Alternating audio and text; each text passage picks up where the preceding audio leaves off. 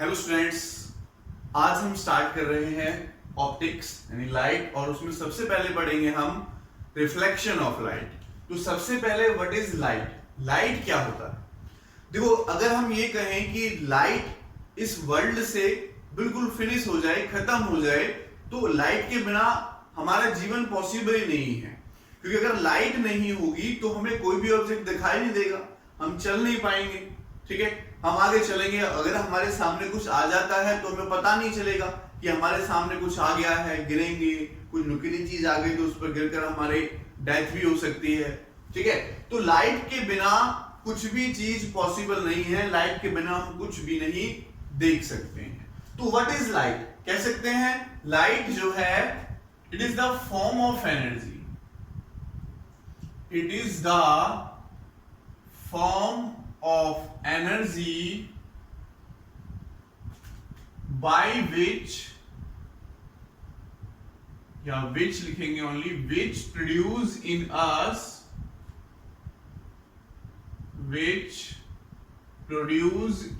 us sensation of sight, sensation of sight। ठीक है, ये एनर्जी की वो फॉर्म है जो देखने की सेंसेशन प्रोड्यूस करती है, जो देखने की सेंसेशन प्रोड्यूस कर सकती है। या सिंपल वे में हम ये भी कह सकते हैं, it is the form of energy by which we can see object, जिसकी वजह से हम ऑब्जेक्ट्स को देख पाते हैं, उसको कहते हैं हम लाइट। क्या कहते हैं उसको? Light.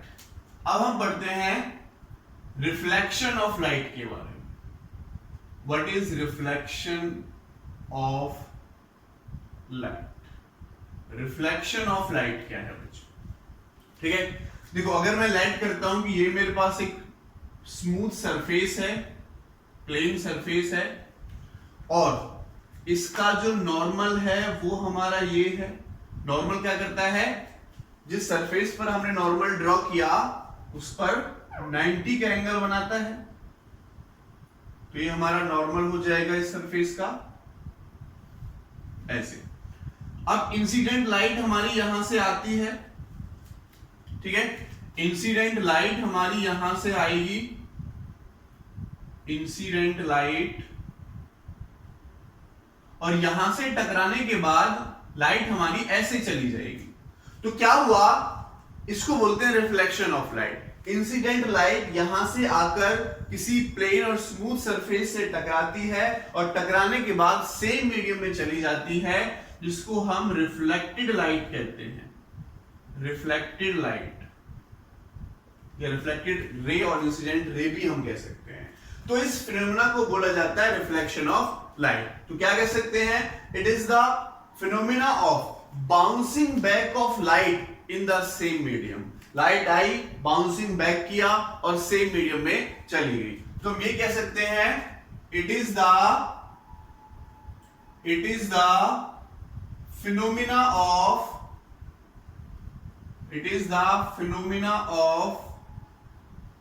Bouncing back of light in same medium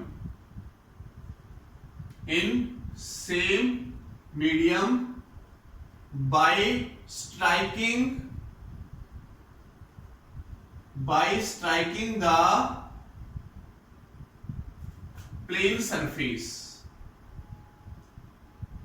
ठीक है, ओनली सरफेस भी लिख सकते हो, by striking the plane surface।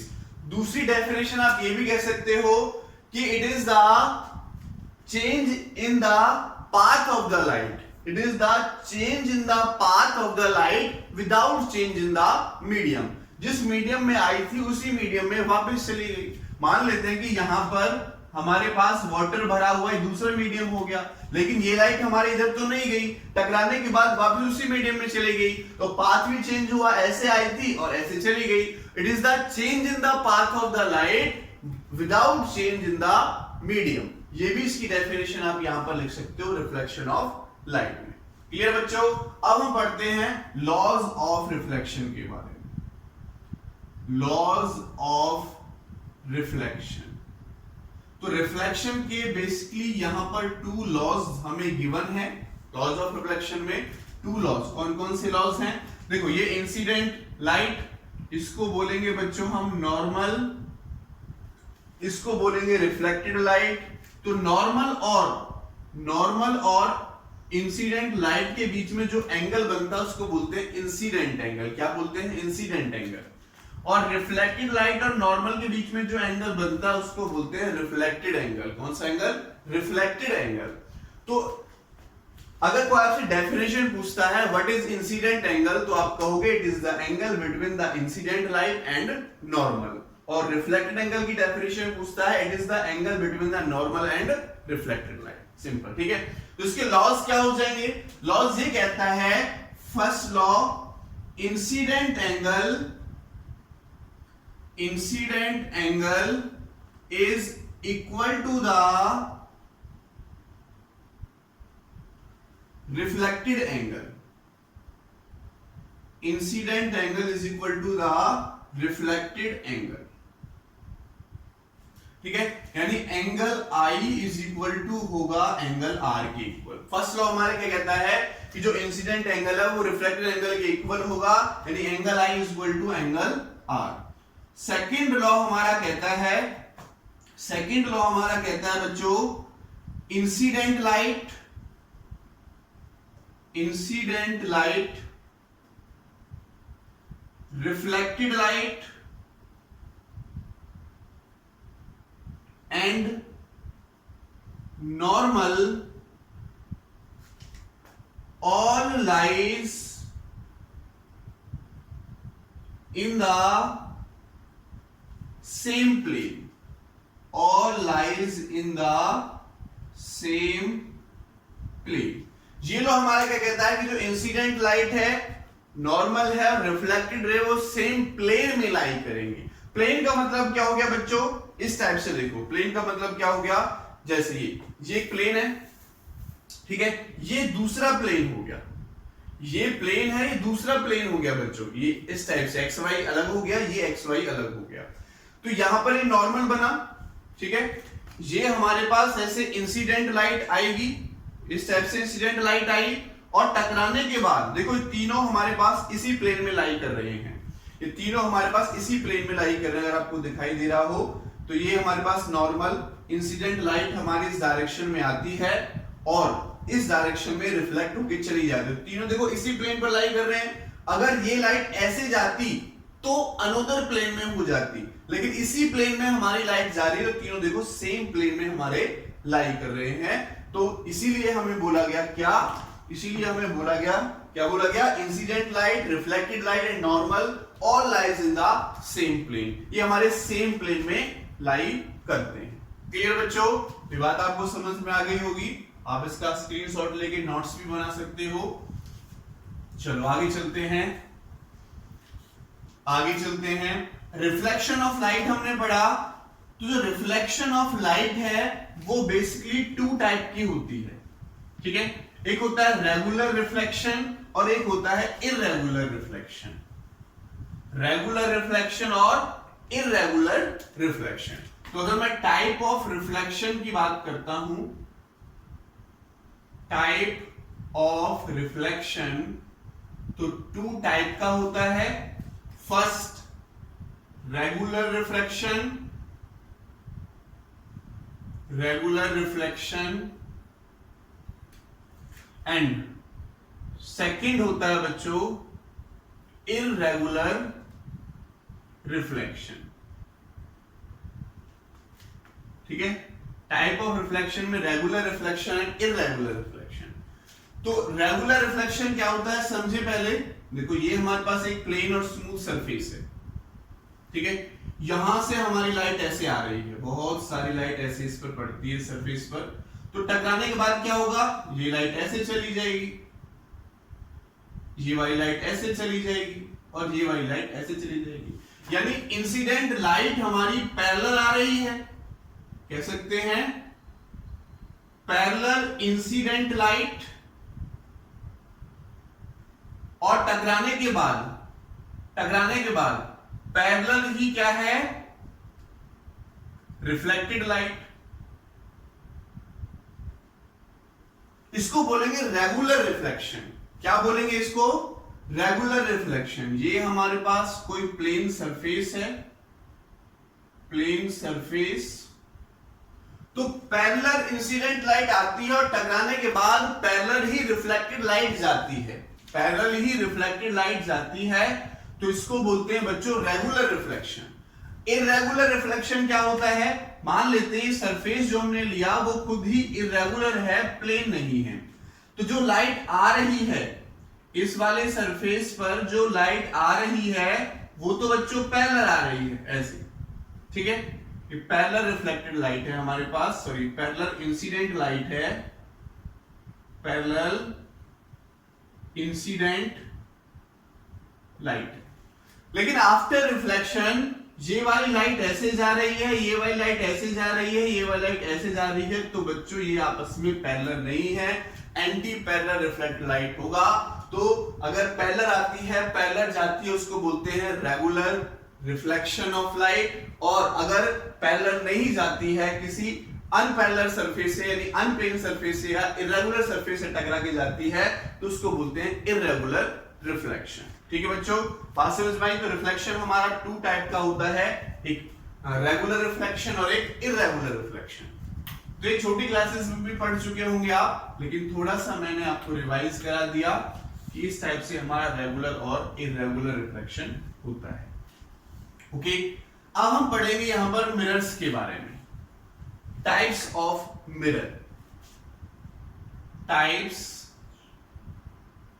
Of mirror. ठीक है, मिरर एक्चुअल में टू टाइप के होते हैं। फर्स्ट हमारा होता है प्लेन मिरर, प्लेन मिरर, और सेकंड हमारा होता है स्फेरिकल मिरर। तो मेनली टू टाइप के होते हैं, ठीक है, plane mirror and spherical mirror.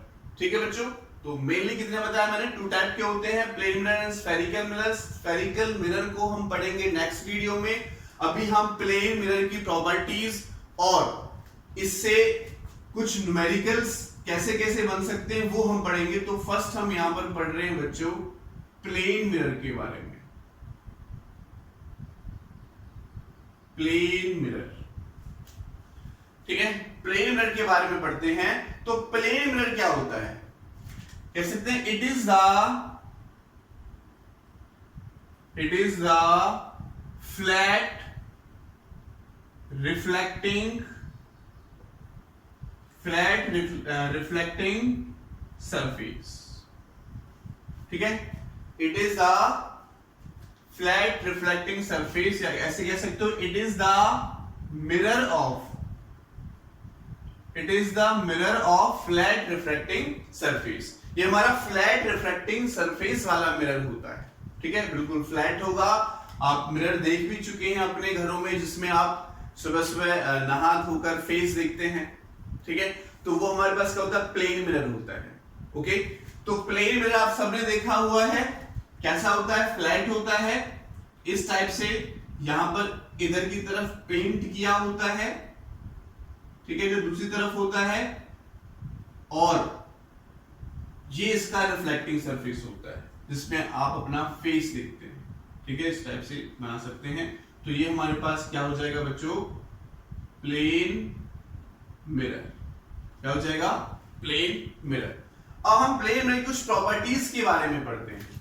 Properties of plane mirror, properties of plane mirror. First point देखो, जब आप प्लेन मिरर के सामने खड़े होते हैं, तो प्लेन मिरर के सामने जब आप खड़े होते हैं तो आपको जो इमेज दिखाई देती है वो कैसी दिखाई देती है? तो कैसी इमेज ये बनाता है? रियल या वर्चुअल? ठीक है, वर्चुअल इमेज बनाता है। कैसी इमेज बनाता है? Virtual image. इट फॉर्म्ड, ऐसे लिख देंगे, इट फॉर्म्ड वर्चुअल इमेज। ये हमारा वर्चुअल इमेज फॉर्म करता है। क्या बच्चों? फर्स्ट पॉइंट ये है दो टाइप की इमेज होती है बच्चों, एक रियल इमेज होती है और एक होती है वर्चुअल इमेज। ठीक है, नेम से भी पता चल रहा है कि जो रियल इमेज होती है वो रियल में बनती है और जो वर्चुअल इमेज होती है वो वर्चुअली बनती है। जैसे फॉर एग्जांपल अब हम प्लेन मिरर में देखते हैं तो प्लेन मिरर में हमें अपना ही फेस दिखाई देता है। अब तो हम समझ गए, लेकिन काफी टाइम पहले जब मिरर की डिस्कवरी हुई थी, इन्वेंट हुआ था, तो उस टाइम पर हमें ऐसा लगता था कि दूसरी तरफ कोई पर्सन खड़ा हुआ है, क्योंकि हम नहीं जानते थे कि कौन है, हमारा फेस कैसा है, कैसे हम दिखते हैं। ठीक है, तो हमें ऐसा लगता है दूसरी तरफ कोई पर्सन खड़ा हुआ, लेकिन एक्चुअल में कोई भी नहीं होता। हम मिरर के सामने खड़े होंगे तो हमें ऐसा लगेगा कि हमारी तरह का पर्सन दूसरी तरफ खड़ा हुआ है, लेकिन एक्चुअल में कोई नहीं होता, तो उसको बोलते हैं वर्चुअल इमेज। और जो रियल इमेज होती है वो रियल में बनती है। जैसे फॉर एग्जांपल आप किसी भी ऑब्जेक्ट को देख रहे हो, आप इस बोर्ड को ही देख रहे हो, तो आपको इस बोर्ड की इमेज रियल आपकी आंखों में बनेगी। लाइट आएगी, यहां से टकराएगी, आपके रेटिना पर जाएगी, तो आपको क्या होगा, रियल इमेज इसकी दिखाई देगी। तो रियल इमेज को हम स्क्रीन पर ले सकते हैं, वर्चुअल इमेज को हम स्क्रीन पर नहीं ले सकते हैं। रियल इमेज वो होती है जो रियल में बनती है। ठीक है, रियल में लाइन मीट करेंगे, जब हम आगे पढ़ेंगे तो रियल में लाइन मीट करेंगे। और वर्चुअल इमेज हमारी वो होती है जो एक्चुअल में नहीं बनती है, लेकिन बनती हुई प्रतीत होती, लगता है हमें कि बन रही है। ठीक है, तो ये हमारे पास होता है। देखो अगर मैं ये प्लेन मिरर मैंने लिया, ये प्लेन मिरर मैंने लिया, मान लेते हैं कि यहां पर हमारा एक पर्सन खड़ा हुआ है। ठीक है, तो यहां से लाइट ऐसे जाएगी, ऐसे, और नॉर्मली टकरा कर वापस आ जाएगी। पैरों से लाइट जाएगी, टकरा के वापस आ जाएगी, बैली से लाइट जाएगी, टकरा के वापस आ जाएगी। अब एक्चुअल में इसकी इमेज हमें इधर बनती हुई दिखाई देती है कि मिरर के पीछे इसकी इमेज बन रही है। ठीक है बच्चों, मिरर के पीछे इसकी इमेज बन रही है। तो देखो एक्चुअल में तो मिरर से लाइट टकरा कर वापस आ गई, टकराई वापस आ गई, तो इधर तो लाइट गई नहीं, तो एक्चुअल में लाइट इधर नहीं गई, लेकिन फिर भी इमेज बन रही है। तो हम ये कह सकते हैं कि हमें डैश डैश करके जो हमारी इमेज बनती है वो वर्चुअल इमेज बनती है। और ठीक है, रियल में जो हमारी इमेज बनेगी जब लाइट टकरा के वापस आएगी, जिसको हम स्फेरिकल मिरर्स में पढ़ेंगे, वो हमारी रियल इमेज होगी। Clear clear. तो कैसी इमेज बनाता है, वर्चुअल इमेज बनाता है। ओके, और देखो जितनी डिस्टेंस पे हमारा ऑब्जेक्ट है, जितनी डिस्टेंस पे हमारा ऑब्जेक्ट है उतनी ही डिस्टेंस पे हमारी इमेज भी बनती है प्लेन मिरर से। ठीक है, तो लिखेंगे image formed at same distance behind the mirror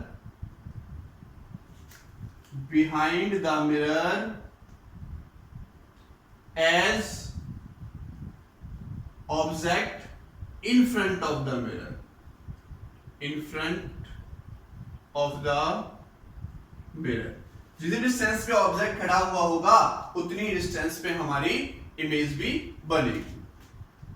next, plane mirror में सेम साइज हमारा दिखाई देता है, ज्यादा दिखाई देता है, सेम साइज दिखाई देता है, तो सेम साइज की बनेगी। ठीक है, image formed by plane mirror is of same size of object, is of same size of object। Clear. और फोर्थ होता है it lateral inversion, it, ठीक है, it formed lateral inversion। lateral inversion, lateral inversion क्या होता है बच्चों, आपको पता होगा। लेटरल इन्वर्जन होता है कि जब हम मिरर में अपने आप को देखते हैं तो हमारा जो लेफ्ट हैंड होता है वो राइट दिखाई देता है, वहां पर जो राइट होता है वो लेफ्ट दिखाई देता है। ठीक है, हमारी लेफ्ट आईज होगी वहां पर राइट दिखाई देगी और जो राइट होगी वो लेफ्ट दिखाई देगी, तो उसको बोलते हैं बच्चों लेटरल इन्वर्जन। तो प्लेन मिरर हमारी ये प्रॉपर्टीज इमेज की फॉर्म करता है। ठीक है, तो ये था हमारा प्लेन मिरर। ओके, चलो रियल इमेज, वर्चुअल इमेज भी हमारी हो गई। अब हम नेक्स्ट टॉपिक की तरफ चलते हैं। एक छोटा सा न्यूमेरिकल पोर्शन लेकर चलेंगे यहां पर। छोटा सा न्यूमेरिकल पोर्शन लेकर चलेंगे। नंबर ऑफ इमेज फॉर्म्ड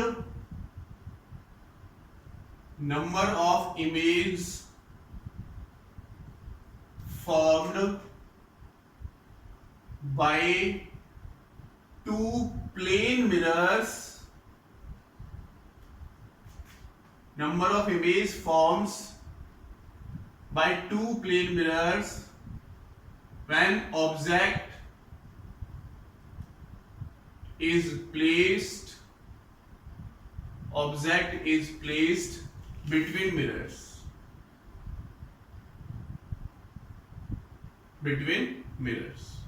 ये टॉपिक है हमारा छोटा सा।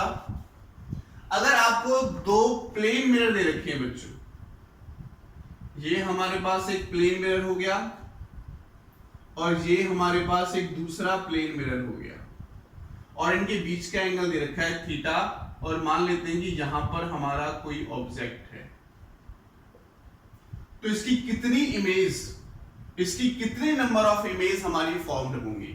देखो, आप बार्बर की शॉप में बाल कटवाने गए होंगे, ठीक है, मतलब ऐसी शॉप में आप गए होंगे जहां पर बहुत सारे मिरर लगे हुए हैं। जब उस मिरर में आप खुद को देखते हो तो ऐसे, फिर उसी मिरर में पीछे की तरफ दिखाई देता है, आपकी एक और इमेज बनती है, ऐसे आपकी इमेजेस बनती चली जाती हैं पीछे की तरफ। तो अगर ये मिरर हमारे पास, ये प्लेन मिरर हमारे पास थीटा एंगल पर रखे हुए हैं, तो कितने नंबर ऑफ इमेजेस हमारी फॉर्म्ड होंगी। ठीक है, इसका फॉर्मूला है हमारे पास, नंबर ऑफ इमेज फॉर्म्ड, ठीक है, n इज इक्वल टू होता है बच्चों 360 degree upon theta minus 1 when 360 by theta is even. ठीक है, इवन होगा तो ये फॉर्मूला लगेगा, एंड 360 बाई थीटा, ठीक है, नंबर ऑफ इमेजेस हमारी इक्वल होंगी 360 बाई थीटा के, when 360 बाई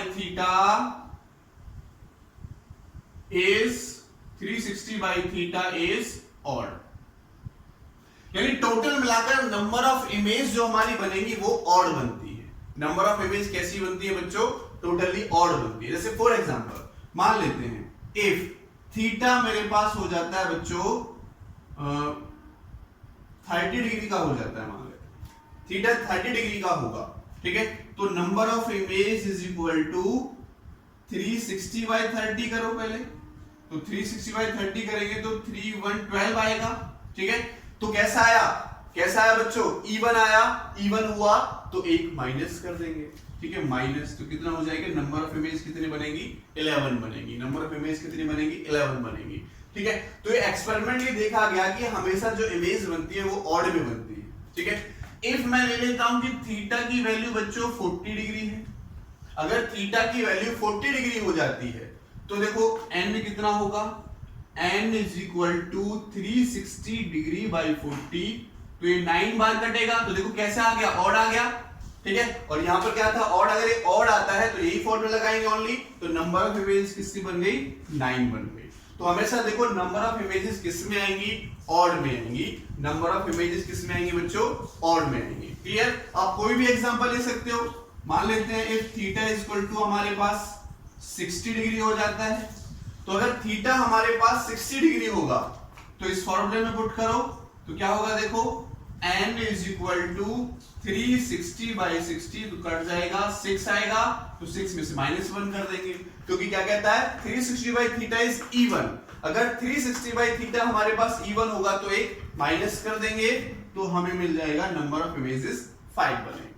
क्लियर, तो इस टाइप से हम नंबर ऑफ इमेजेस फाइंड कर सकते हैं। ये इनके फॉर्मूले हैं, तो इसको नोट कर लेना वीडियो को पॉज करके अपनी नोटबुक में। चलो आगे चलते हैं, आगे बढ़ते हैं। अब कुछ क्वेश्चंस हम कर लेते हैं, प्लेन मिरर के कॉम्बिनेशन करके हम कुछ क्वेश्चंस कर लेते हैं। तो मैं यहां पर लेता हूं question number first. Question number first, तो देखो ये हमारे पास एक प्लेन मिरर है और ये हमारे पास एक दूसरा प्लेन मिरर है। दोनों के बीच में 90 का एंगल बन रहा है। ओके, दोनों के बीच में 90 का एंगल बन रहा है। एक इंसिडेंट लाइट मेरी आती है, यहां पर टकराती है, और ये लाइट नॉर्मल के साथ 30 डिग्री का एंगल बनाती है। यहां पे टकराएगी तो लाइट मेरी ऐसे जाएगी, यहां पहुंचेगी, ठीक है, इसका नॉर्मल होगा, और यहां से लाइट हमारी ऐसे पहुंचेगी। तो आपको निकालना है find the value of theta from figure. आपको निकालना है find the value of theta from figure. Figure से आपको थीटा की वैल्यू फाइंड आउट करनी है, ठीक है। तो निकाल सकते हो, वीडियो को पॉज करके आप ट्राई करो और फाइनली मुझे बताओ कि सर ये हमारा आंसर आ जाएगा, ठीक है। चलो हम निकाल लेते हैं, चेक करते हैं। वीडियो को पॉज करके आप ट्राई करना, आंसर मैच कर लेना। इंसिडेंट लाइट हमारी ऐसे आती है, ऐसे जाती है और फिर ऐसे चली जाती है। तो देखो ये 90 डिग्री का है, ये कितना बच्चों 90 डिग्री का है, ये 30, देखो ये भी कितना होगा बच्चों 30 होगा। ये 30 डिग्री है क्योंकि रिफ्लेक्शन का लॉ कहता है incident angle equal to reflected angle. तो ये 30 है तो ये भी 30 होगा। अब ये टोटल एंगल कितना बनेगा यहां से यहां तक, टोटल एंगल यहां से यहां तक कितने का बनता है बच्चों 90 का, ठीक है। ये इसमें परपेंडिकुलर है नॉर्मल, तो ये एंगल कितना होगा बच्चों 60 डिग्री का होगा। अब देखो ये ट्राइंगल बना, ट्राइंगल के सभी एंगल्स का सम कितना होता है 180 डिग्री। तो 180 में से मैं 90 माइनस कर देता हूं और 60 माइनस कर देता हूं, वो वैल्यू इसकी आ जाएगी। तो देखो कितना होगा 30 आ जाएगा। तो इसकी वैल्यू कितनी आ गई बच्चों 30 डिग्री, कितनी आई 30। तो देखो ये कितने है, ये कितना है 30, तो ये टोटल मिला के 90 का एंगल बनेगा, परपेंडिकुलर है, तो ये कितना हो जाएगा 60।